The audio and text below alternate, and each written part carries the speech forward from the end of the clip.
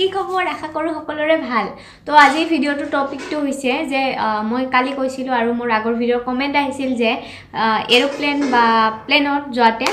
নাকেৰে বা কাণেৰে তেজ ওলাই কিয় হোৱাই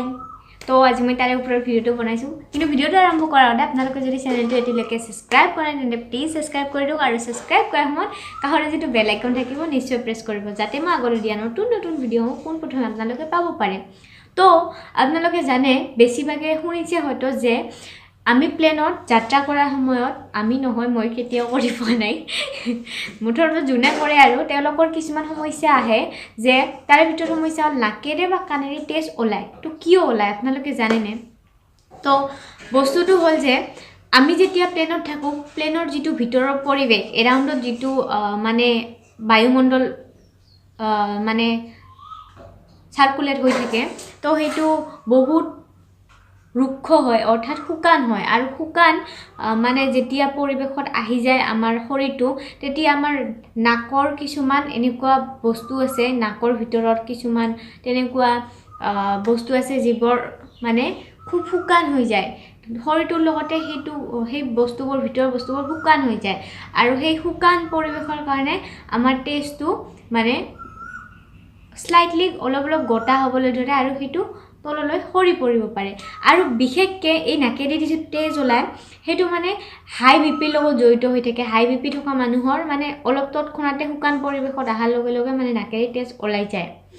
তো তাৰপিছত আহিল কাণেদি কিয় তেজ ওলায় কাণেৰে মানে কিয় ওলায় তো কাণেদি তেজ ওলোৱাৰ কাৰণটো হ'ল যে প্লেনত যদি কাণেৰে তেজ ওলায় তেন্তে সেইটো এয়াৰো অটিটিছ বা বেৰইটিছ বুলি কোৱা হয় যদি কাণেৰে প্লেনত সফৰ কৰি থাকোঁতে মানে তেজ ওলায় তো সেইটো তেনেকুৱা বুলি কোৱা হয় তো কিয় ওলায় কাৰণ প্লেন এখন যেতিয়া খুব উচ্চতাৰে গৈ থাকে তো তেতিয়া শব্দ তৰংগটো খুব বেছি হ'বলৈ ধৰে তো তেনেকুৱা সৰু সৰু মানে তেনেকুৱা হাই এটা শব্দ তৰংগৰ ক্ষেত্ৰত আমাৰ কাণৰ ভিতৰত থকা বৰত্ৰমাৰ ভিতৰত থকা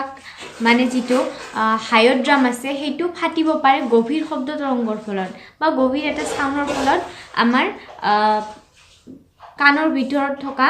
হায়াড্ৰামটো মানে ফাটিব পাৰে তো যদি সেই বস্তুটো ফাটি যায় তেন্তে আমাৰ কাণেৰে তেজ ওলোৱাৰ সমস্যাটো দেখা দিব পাৰে তো বেসিক্যালি এইটো আমাৰ কাণৰ তেজটো কাণৰ হাইড্ৰাম ফাটাৰ ফলত হয় হায়াড্ৰাম ফাটাৰ ফলত হয় আৰু নাকৰ তেজটো বেসিক্যালি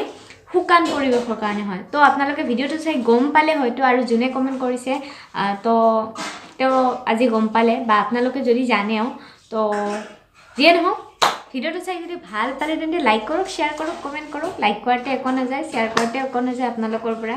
তো ঠিক আছে ফ্ৰেণ্ডছ নহ'লে নাও বাই বাই টেক কেয়াৰ